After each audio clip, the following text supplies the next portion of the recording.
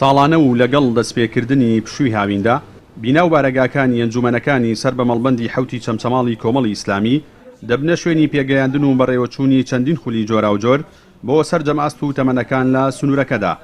لەو میانێشدا و لە ئێستادا لە ئەنجومەنی تەکێ 5 خول بەڕێوە دەچێت و لە سەرجەم خولەکانیشدا نزیکەی 900 فێرخواز بە جیاوازی ئاست و تەمەن و ڕەگەزەوە بەشدارن. من وەکو خوێندکارێک لە سنتەری ڕێبەری زمان بەشدارم لە کورسی زمانی ئینگلیزی.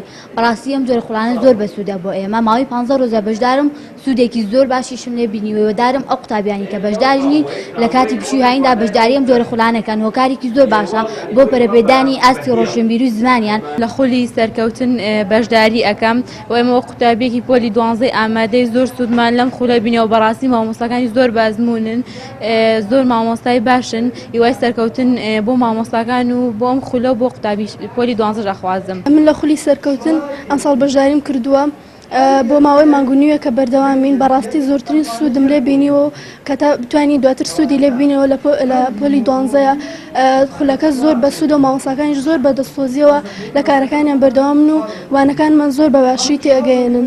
وە خوێندکارێک دوانیم سوودێکی باش لێ ببینم کە لە ڕێگای چەندین مامۆستای بە ئەزمونەوە وانەکان دەوجێتەوە و توانیمانە سوودێکی زۆر لێ ببین. بەڕاستی پێویستە خوێندکاری پۆل 12 لە بەشداری خولی هاوینە بکات بۆ ئەوەی کاتێک کە خوێندی گران نەبێ، قورس نەبێ لای ئەو کاتە سوودی زیاتر بین، دەتوانین دەرەجەیەکی بەس بێنەوە. هەروەکەم خولە بین ساڵانی پێش و دەرەجەی بەرزی هاتووە.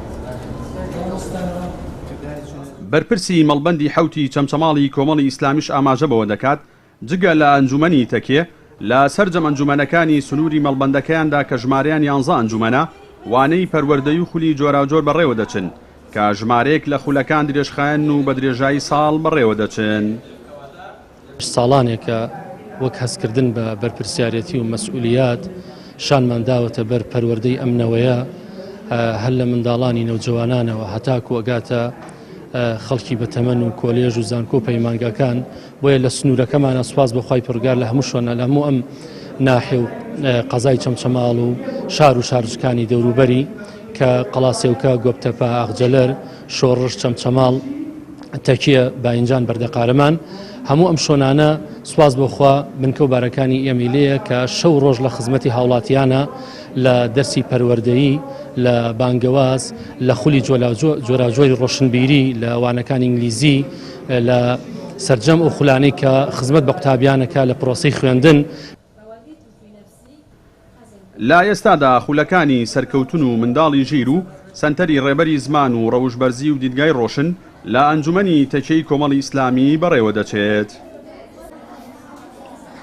بنکە و بارەگاکانی کۆمەڵی ئیسلامی لە سەرجەم شار و شارۆچکەکانی هەرێمی کوردستان بوون بە شوێنی پێگەیاندنی نەوەیەکی تەندروست و دوور لە بیری توندڕەوی.